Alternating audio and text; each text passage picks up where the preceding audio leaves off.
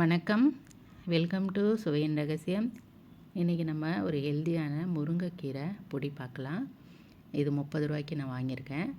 இதில் மஞ்சள் கலர் இலையெல்லாம் எடுத்துருங்க. பூச்சி ஏதாவது இருக்கான்னு சொல்லி க்ளீன் பண்ணிவிட்டு நல்லா உருவிட்டு நல்லா க்ளீன் பண்ணிவிட்டு ஒரு 5 தண்ணி க்ளீன் பண்ணுங்கள். வாஷ் பண்ணி எடுத்துருங்க. வடிகட்டினதுக்கப்புறம் நல்லா தண்ணியெல்லாம் இருத்துட்டு கீழே ஒரு துணி போட்டு அது மேலே ஒரு பேப்பரை போட்டு நல்லா காய வச்சுருங்க. இது ஃபஸ்ட்டு டே. அதே மாதிரி 3 நாள் நல்லா காயணும். அப்படியே இந்த மாதிரி கலந்து விட்டிங்கன்னா நல்லா காஞ்சிரும். ஃபேன் காற்றுலேயே நிழல்லையே தான் காய வைக்கணும், வெயிலில் காய வைக்கக்கூடாது. கலரெல்லாம் மாறாமல் அப்படி இருக்குது பாருங்கள். சூப்பராக இந்த சத்தம் வருது பாருங்கள். நல்லா காஞ்சிருக்கு. இது மொறுமொறுன்னு இந்த மாதிரி காஞ்சிருக்கணும். எண்ணெய் ஒரு டீஸ்பூன், ஒரு அரை டீஸ்பூன் போதும். இது கொஞ்சம் ஜாஸ்தி ஆயிடுச்சு. பெருங்காயம் போட்டு இந்த எண்ணெயிலே நல்லா பொரிச்சிருங்க. ஒரு 6 காஞ்ச மிளகா காரத்துக்கு, அதையும் கொஞ்சம் நல்லா சிகப்பாக ஆகிற மாதிரி எடுத்துருங்க. நல்லா வறுத்துட்டு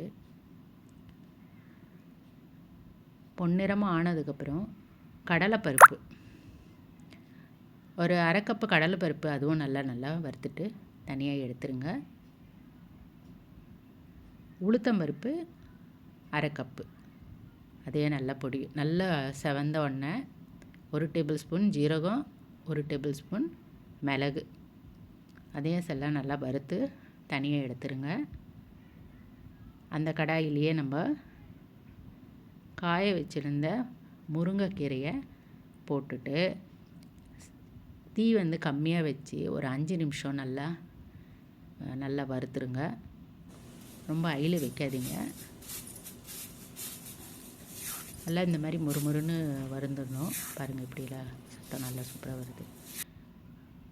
இப்போ வந்ததுக்கப்புறம் ஃபஸ்ட்டு நம்ம இந்த பருப்பெல்லாம் பொடி பண்ணிட்டு வந்துடணும். அதுக்கப்புறம் உப்பு சேர்த்துட்டு இந்த முருங்கைக்கீரையை நல்லா சேர்த்து பொடி பண்ணிக்கணும்.